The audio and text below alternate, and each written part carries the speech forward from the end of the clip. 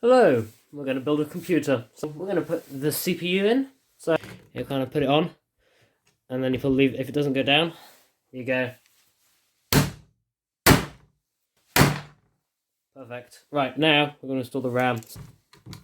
Notice it doesn't go in? Don't worry, we'll fix that.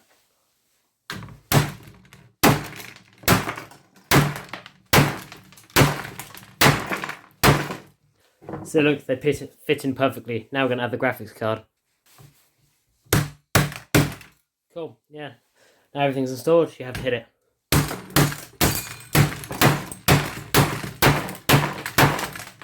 They bend flat.